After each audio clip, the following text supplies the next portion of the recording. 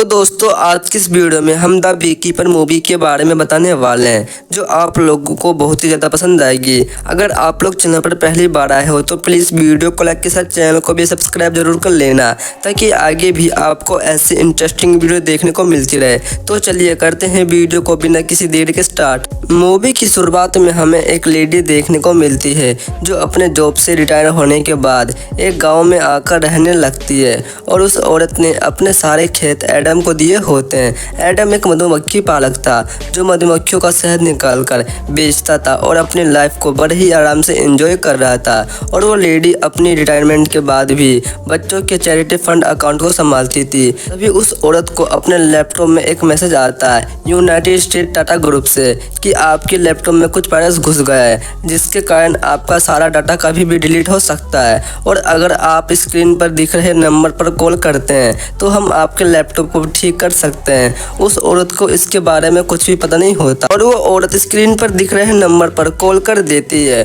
और उस कॉल को यूनाइटेड स्टेट टाटा ग्रुप में से एक मिकी नाम का बंदा रिसीव करता है। और जैसे जैसे मिक्की उस औरत से कहता है वो औरत वैसे वैसे करती दाजी है और मिक्की को उस औरत के अकाउंट में 24 करोड़ रुपए दिखाई देते हैं। तभी मिक्की अपने अकाउंट से उस औरत के अकाउंट में 50,000 रुपये भेज देता है। तभी वो औरत देखती है कि उसके अकाउंट में 50,000 रुपये आ चुके हैं। मिक्की ने ये सब उस औरत के पैसे चुराने के लिए किए होते हैं। और तभी मिक्की अपनी गलती बताकर अपने पैसे मांगने लगता है और कहता है कि अगर तुमने मुझे 50,000 रुपये नहीं दिए तो मेरी नौकरी चली जाएगी। तभी वो औरत मिक्की को पैसे देने के लिए मान जाती है और जैसे ही औरत मिक्की को पैसे देने के लिए अपने पासवर्ड डालती है तभी मिक्की उस औरत के अकाउंट से सारे पैसे निकाल लेता है और कॉल को कट कर देता है। और दूसरी तरफ जब औरत अपना लैपटॉप स्टार्ट करती है तो वो देखती है कि उसके अकाउंट से सारे पैसे किसी ने निकाल लिए हैं। औरत को कुछ भी समझ नहीं आ रहा होता कि उसके साथ ये क्या हो गया है। तभी हमें एडम देखने को मिलता है जो रात के समय उस औरत के घर में शहद देने के लिए आ रहा होता है। औरत के घर में काफ़ी अंधेरा होता है जिससे एडम समझ जाता है कि यहाँ पर कुछ तो हुआ है। तभी एडम अपने हाथ में एक चाकू ले लेता है लेकिन उस औरत की बेटी एडम को बंदूक दिखाकर उसे घुटने के बल बैठने को कहती है और उस औरत की बेटी FBI से होती है। और जब वो अपनी माँ को देखती है तो उसकी माँ को किसी ने गोली मार दी होती है और उसकी माँ मर चुकी होती है। तभी वो लड़की एडम से पूछती है कि तुम इतनी रात को मेरे घर में क्या करने आए हो। तभी एडम कहता है कि मैं बस शहद देने के लिए आया था। तभी वो लड़की अपनी माँ के लैपटॉप को देखने लगती है और वो लड़की अपनी माँ के साथ हुए फ्रॉड के बारे में पता लगा लेती है और वो लड़की एडम को छोड़ देती है और उससे माफ़ी मांगती है। और अगले दिन वो लड़की अपनी माँ के साथ हुए फ्रॉड के बारे में सब कुछ बता देती है।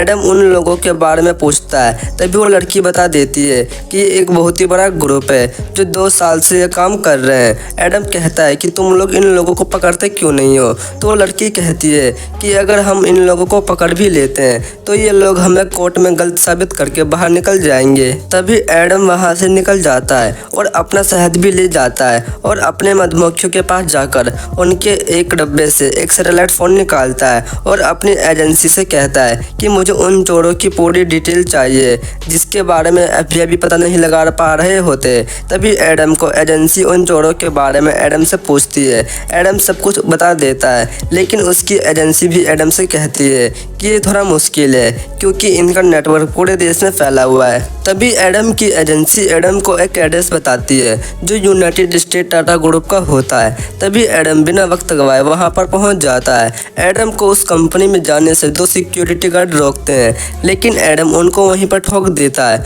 और रिसेप्शन वाली जगह पर जाकर कहता है कि कॉल सेंटर वाली जगह को छोड़कर बाकी सारी जगह खाली कर दो। तो एडम कॉल सेंटर वाली जगह पर पहुंच जाता है और सभी को काम करने से रोकता है लेकिन कोई भी उसकी बात नहीं मानता। जिसके बाद एडम एक बंदे को पेलना शुरू कर देता है और सारी जगह पर पेट्रोल डालना शुरू कर देता है। तभी कॉल सेंटर का मैनेजर यानी मिक्की वहां पर आकर एडम से कहता है कि तुम ये सब बंद कर दो लेकिन मिक्की एडम को नहीं रोक पाता है। तभी एडम दूसरे पेट्रोल के डब्बे पर बम लगाकर सभी को भाग जाने के लिए कहता है। तभी वहां पर शॉर्ट सर्किट हो जाता है जिसके कारण पूरी कंपनी में आग लग जाती है और पूरी कंपनी ब्लास्ट हो जाती है। तभी मिक्की अपने बॉस के यहाँ फोन लगाकर सारी बात बता देता है। एक बंदे ने हमारी कंपनी में आकर हमें मारा और कंपनी को बम से उड़ा दिया है। मिक्की की बात पर उसके बॉस को यकीन नहीं करता। तभी मिक्की का बॉस एक बंदे के पास जाता है जो FBI का चीफ होता है और उस कंपनी का बॉस चीफ से कहता है कि तुम उस बंदे का पता लगाओ जिसने ये काम किया है। तभी FBI का चीफ उससे कहता है कि उसको ढूंढना पुलिस का काम है, ना कि मेरा। वो चीफ मिक्की से कहता है कि तुम अपने लास्ट कॉल को चेक करो और जिसका भी नंबर हो उसको ख़त्म कर दो। तभी हमें उस औरत की लड़की देखने को मिलती है जो हादसे हुए वाली जगह पर होती है, जो अपने FBI फ्रेंड के साथ होती है। उसका फ्रेंड उस लड़की से कहता है कि यहाँ पर काम करने वाले सभी लोग फ्रॉड थे। और दूसरी तरफ मिक्की कुछ गुंडों को लेकर उस औरत के घर पहुंच जाता है और मिक्की कहता है कि इतना बड़ा काम ये अकेली औरत नहीं कर सकती है। तभी मिक्की को वहां पर एडम की गाड़ी दिखती है और वो लोग एडम के मधुमक्खी पालने वाले सभी बॉक्स को तोड़ देते हैं और एडम को मारने के लिए लोग एडम के घर पहुंच जाते हैं। लेकिन एडम अकेला ही उन लोगों को टपका देता है और मिक्की की सीधी हाथ की सभी उंगलियों को काट लेता है। और उस औरत की बेटी यूनाइटेड स्टेट में काम करने वाले सभी लोगों से पूछती है कि तुम यहाँ पर क्या काम करते हो, लेकिन कोई भी कुछ नहीं बताता। तभी उस लड़की को पता लगता है कि उसके घर में आग लग गई है। उसी वक्त वो लड़की अपने फ्रेंड के साथ अपने घर पहुंच जाती है। तो उस लड़की को वहां पर वही लोग देखने को मिलते हैं जो एडम को टपकाने के लिए आए होते हैं। तभी मिक्की वहां से भागकर अपने बॉस को फोन करता है और सारी बात बता देता है। तभी मिक्की का बॉस उस आदमी के बारे में पूछता है कि उसका नाम क्या है। मिक्की अपने बॉस से कहता है कि वो अपने आप को बी कीपर बताता है। इतना कहते ही एडम वहां पर आ जाता है और मिक्की को एक घूसा मार देता है और उसको अपनी कार से बांधकर पानी में फेंक देता है। और एडम मिक्की का फोन लेकर मिक्की के बॉस से उसका नाम पूछता है, लेकिन उसका बॉस अपना नाम नहीं बताता बल्कि एडम को धमकी देता है। उसकी आवाज़ से एडम समझ जाता है कि 27 या 26 उम्र का होगा और एडम कहता है कि अब तुम टपकने वाले हो। तभी मिक्की का बॉस अपने फ्रेंड से कहता है कि कोई बी कीपर है और उसने मुझे टपकाने की बात की है। तभी बॉस का फ्रेंड उससे कहता है कि तुमने जरूर कुछ गलत काम किया होगा और अगर उस बंदे ने तुम्हें मारने की धमकी दी है तो वो तुम्हें जरूर मार देगा। और बॉस पूछता है कि वो बंदा कौन है जो तुम्हें मारेगा। तो उसका फ्रेंड कहता है कि वो वही बंदा है जो तुम्हारे आखिरी समय में तुम्हें मार देगा। तभी हमें FBI हेडक्वार्टर देखने को मिलता है जिधर वो लड़की और उसका फ्रेंड होता है और उस लड़की को फ्रेंड को एडम के बारे में कुछ भी पता नहीं चल रहा होता। तभी उनको एक फ़ोन आता है और वो दोनों उसी जगह पर पहुंच जाते हैं जहां पर मिक्की टपकाता। वो दोनों देखते हैं कि किसी ने मिक्की की हाथ की उंगलियां काट ली हैं और दूसरी तरफ बॉस का फ्रेंड FBI एजेंट से हेल्प मांगता है कि मेरे फ्रेंड के पीछे एक बी कीपर पड़ा हुआ है जो मेरे फ्रेंड को टपकाना चाहता है। तभी वो FBI लेडी कहती है कि बी कीपर 2 महीने पहले ही रिटायर हो चुका है, लेकिन मैंने तुम्हारी प्रॉब्लम करंटली बी कीपर को बता दी है और उसको एडम को टपकाने के लिए कह दिया है। बी कीपर एक सीक्रेट एजेंसी है जो गवर्नमेंट और FBI से हटकर चलती है और इन पर किसी तरह का प्रेशर नहीं होता।